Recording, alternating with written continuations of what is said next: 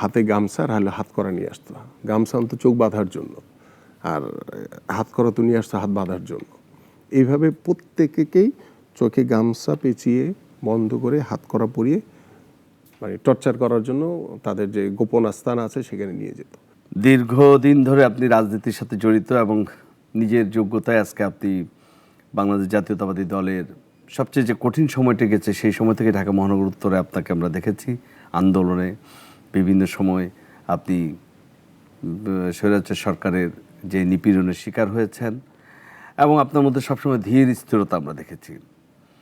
তো আমি শুরুতেই খুব একটা প্রশ্ন করতে চাই যে আপনার অঞ্চলে কিছুদিন আগে এনসিপি দাবি করেছে যে আপনার অঞ্চলের লোকজন পরোক্ষভাবে আপনাকে দায়ী করে বলেছে যে এনসিপি মানে যে ছাত্রদের যে সংগঠন তাদের ছেলেমেয়েদের উপরে হামলা করেছে আপনারই প্ররোচনা। এরকম কি আসলে কোনো কিছু?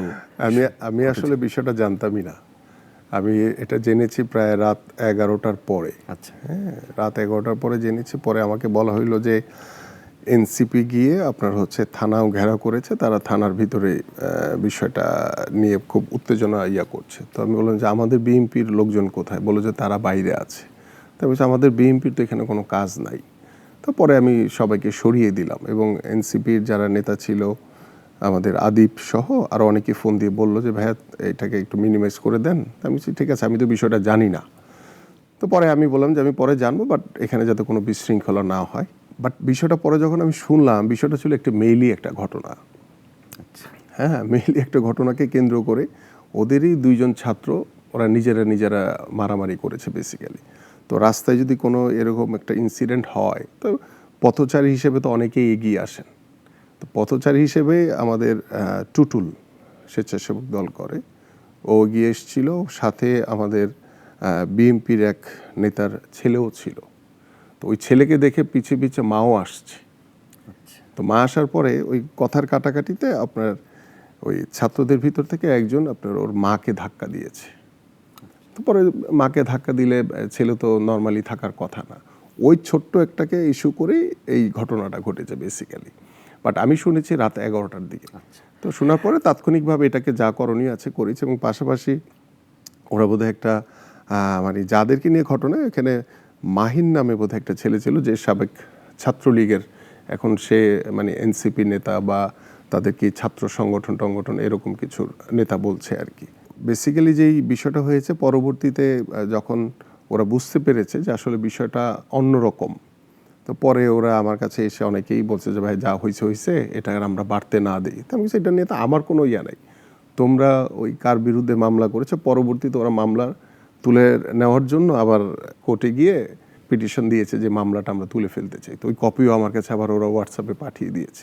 আমরা আমাদের জায়গায় অনেস্টলি আমাদের মাননীয় ভারপ্রাপ্ত চেয়ারম্যান এবং আমি বা আমাদের যারা দায়িত্বশীল নেতাকর্মীরা রয়েছেন তারা প্রত্যেকেই আমরা চেষ্টা করছি যে এই ধরনের কোনো অন্যায়কারীকে, কোনো বিশৃঙ্খলাকারীকে কিংবা যারা বিভিন্ন ধরনের অনৈতিক কোনো কর্মকাণ্ডের সাথে যদি আমাদের দলীয় কেউ জড়িত হয় তাৎক্ষণিকভাবে তাদের বিরুদ্ধে আমরা সাংগঠনিক এবং আইনগত ব্যবস্থা নিচ্ছি। আমাদের মাননীয় ভারপ্রাপ্ত চেয়ারম্যান মহোদয় তিনি মানে খুবই আত্মবিশ্বাসী এবং খুব দৃঢ়ভাবে তিনি প্রতিজ্ঞ যে আমরা বাংলাদেশের মাটিতে যাতে একটি স্বচ্ছ, একটি পরিচ্ছন্ন ধারা রাজনীতির পরিবেশ তৈরি করতে পারি, ভবিষ্যতে যাতে কেউ কোনো দিন কোনো স্বৈরাচারী মনোভাব বা স্বেচ্ছাচারিতার মাধ্যমে জোর করে যাতে ক্ষমতায় টিকে থাকতে না পারে, এই ধরনের কার্যক্রমের বিষয় কিন্তু আমাদের মাননীয় ভারপ্রাপ্ত চেয়ারম্যান খুব জিরো টলারেন্স দিয়ে চেষ্টা করছেন। এবং আমরাও কিন্তু তার মানে ক্ষুদ্র একজন কর্মী হিসেবে চেষ্টা করি নতুন প্রজন্মের যে চিন্তাধারা, নতুন প্রজন্মের যে চিন্তা চেতনা, নতুন প্রজন্ম কি ভাবছে। কারণ দেখেন আপনি গত 15 বছর ধরে কিন্তু যারা ভোট দিতে পারে না তারা কিন্তু জানে না যে কিভাবে ভোট দিতে হয়। এবং এই কিছুদিন আগে যে ভোটারদের আবার হালনাগাদ করা হয়েছে সেখানেও কিন্তু অনেক ভোটার চলে আসবে। সো দ্যাট গত 15 বছর এবং নতুন ভোটার তাদেরকে যে চিন্তাধারা এবং আমাদের গত 17 বছর আমরা যেইভাবে আপনার এই স্বৈরাচারের সময় আন্দোলন সংগ্রামে মাঠে থেকে রাজপথে থেকে আমাদের নেতাকর্মীদেরকে যেভাবে গুম করেছে, গুলি করে হত্যা করেছে এবং প্রকাশ্যে মানে ওপেন গুলি করেছে আমাদের।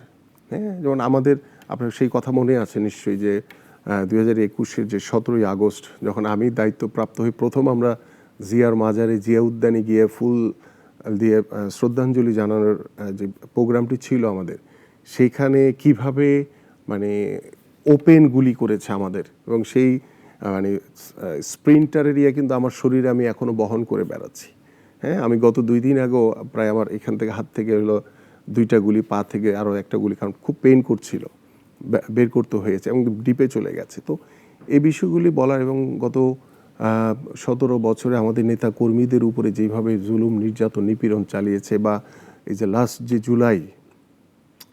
19 জুলাই মধ্যরাতে যখন আমাকে অ্যারেস্ট করে, তখন যে আপনার ডিবির কার্যালয় নিয়ে মানে কিভাবে নির্যাতন করেছে, প্রতিটি সন্ধ্যা ছিল আমাদের জন্য একটি আতঙ্কের একটি মুহূর্ত। সন্ধ্যা হলেই দেখতাম যে ডিবির যারা এসআই বা সাম্বডি যারাই ছিল, যে হাতে গামছা আর হাত করা নিয়ে আসতো। গামছা অন্ত চোখ বাঁধার জন্য, আর হাত করা তো নিয়ে আসতো হাত বাঁধার জন্য। এইভাবে প্রতিটি সন্ধ্যায় আমরা দেখেছি যে আমাদের সিনিয়র নেতৃবৃন্দ থেকে শুরু করে আমরা বা আমাদের জুনিয়র প্রত্যেকেই চোখে গামছা পেঁচিয়ে বন্ধ করে হাত করা পরিয়ে মানে টর্চার করার জন্য তাদের যে গোপন আস্তানা আছে সেখানে নিয়ে যেত। এই মুহূর্তগুলো কিন্তু ছিল একটি বিভীষিকাময়। এরকম মুহূর্ত কিন্তু আমরা গত 17 বছর আমরা জেলখানার ভিতরে বা ডিবি রিমান্ডে ফেস করেছি, কিন্তু আমাদের পরিবারগুলো কিন্তু এর বাইরে ছিল না। পরিবারের উপরে যেভাবে জুলুম বা যেভাবে প্রেশারাইজ করেছে, আমরা 17 বছরে মনে হয় যে আমাদের বিএনপির কোনো নেতাকর্মী তাদের নির্দিষ্ট যে বাসা, সেই বাসায় তারা থাকতে পেরেছে। সকলকে বাসা চেঞ্জ করে থাকতে হয়েছে। এই সময়গুলো কিন্তু আমরা পার করে এসেছি। বাট 5ই আগস্টের পরে এসে অনেকের ভিতরেই দেখলাম যে আমরা যেটা মানে অন্তর্বর্তীকালীন সরকারকে এই দেশের সাধারণ মানুষ সমর্থন দিয়েছে, আমরা বাংলাদেশ জাতীয়তাবাদী দলের প্রত্যেকটি নেতাকর্মী আমরা তাদেরকে সমর্থন দিয়েছি। আমরা তাদের মাধ্যমে আমরা একটি জিনিসই চেয়েছি, বা আমরা একটি জিনিস কিন্তু বারবার বলছি, যে দেখেন গত 17 বছর যদি স্বৈরাচার সরকার যদি নির্বাচনগুলো যদি জনগণের ভোটে অংশগ্রহণ করে যদি নির্বাচনগুলি হতো, তাহলে তার স্বৈরাচার শেখ হাসিনা ফ্যাসিস্ট হতো না, তাই না? তো যেই ফ্যাসিস্টের বিরুদ্ধে আমরা আন্দোলন করলাম, সংগ্রাম করলাম একটি গণতান্ত্রিক বাংলাদেশ গড়ার জন্য, একটি জনগণের ভোটের অধিকার নিশ্চিত করার জন্য। তো নির্বাচনটা হচ্ছে এমন একটা মাধ্যম, সেটা হচ্ছে যে বাংলাদেশের গণতন্ত্র প্রতিষ্ঠার মূল জায়গাটা হচ্ছে নির্বাচন। নির্বাচনের মাধ্যমে একটি গণতান্ত্রিক পরিবেশ তৈরি হবে, জনগণ ভোট দিবে, এবং একটি ভোট নির্বাচন কিন্তু আমরা সেই 91-এর নির্বাচনের কথা নিশ্চয়ই আপনার মনে আছে, যে আমি তখন খুব ছোট, একটি উৎসবমুখর পরিবেশ ছিল, ঈদের একটি আমেজ ছিল, ঈদের একটি আনন্দের মতো ছিল। তো গত 17 বছরে কিন্তু এই আনন্দ একদম ধূলিসাৎ হয়ে গেছে। জনগণ থেকে বিচ্ছিন্ন এই স্বৈরাচার সরকার তারা নিজেদের রাষ্ট্রীয় যন্ত্রকে ব্যবহার করে, পুলিশ প্রশাসন সবাইকে ব্যবহার, অনেকগুলো পথ পরিক্রমা, এরপর আরো 2-3টা নির্বাচন হয়েছিল, কিন্তু তারপরে আবার আমি যে কথাটি বলতে চাচ্ছিলাম ভাইয়া, সেটা হচ্ছে যে এই যে মুহূর্তগুলো আমরা পার করেছি, একটি সুষ্ঠু অবাধ নিরপেক্ষ নির্বাচনের জন্য যে আন্দোলন, যে সংগ্রাম, যে গণতন্ত্র প্রতিষ্ঠার জন্য, জনগণের ভোটের অধিকার নিশ্চিত করার জন্য, আমরা 5ই আগস্টের পরে কিন্তু এসে একটি কথা বলছি, যে আমরা গত 13ই জুলাই 2023 সালে আমাদের মাননীয় ভারপ্রাপ্ত চেয়ারম্যান জনাব তারেক রহমান রাষ্ট্র কাঠামো মেরামতের যে সংস্কারে যে কর্মপরিকল্পনা দিয়েছেন, 31 দফা দিয়েছেন। আমরা কিন্তু বলেছি যে সংস্কার কিংবা বিচারের কথা আসছে, যেগুলি মানে এগুলি না করা পর্যন্ত নির্বাচন হবে না। তো আমি খুব দৃঢ়ভাবে বলি যে সংস্কার আর বিচারের সাথে তো আপনার নির্বাচনের কোনো সম্পর্ক নাই।